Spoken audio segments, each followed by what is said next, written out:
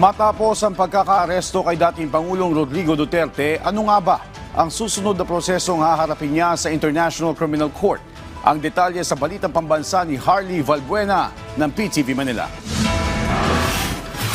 8 taon matapos maisampa sa International Criminal Court ang kasong Crimes Against Humanity dahil sa madugong war on drugs. Ngayong araw ay naaresto na si dating Pangulong Rodrigo Duterte. Pero ang tanong ng karamihan, ano nga ba ang susunod na mangyayari sa dating Pangulo?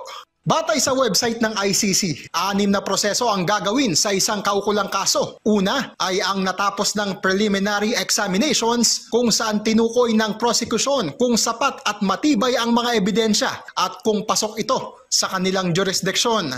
Matapos makalap ang mga ebidensya, maaari nang hilingin mula sa ICC judge ang paglalabas ng arrest warrant o summons to appear. Pwedeng hingi ng ICC ang tulong ng isang bansa sa pag-aresto at paglilipat sa kanilang kustodiya sa The Hague, Netherlands sa isang nasasakdal. Kapag hawak na ng ICC ang akusado, isasagawa na ang pre-trial para pakinggan ang panig ng prosekusyon, depensa at legal representatives ng mga biktima at magpapasya ang ICC judge kung iaakyat ito sa trial proper o paglilitis. Sa trial stage, bibigyan ng pagkakataon ng prosekusyon na patunayang guilty beyond reasonable doubt ang akusado. 3 trial judges ang hahawak nito at kapag guilty ang hatol, maaari itong magpataw ng sentensyang hanggang 30 taong pagkabilanggo o life sentence.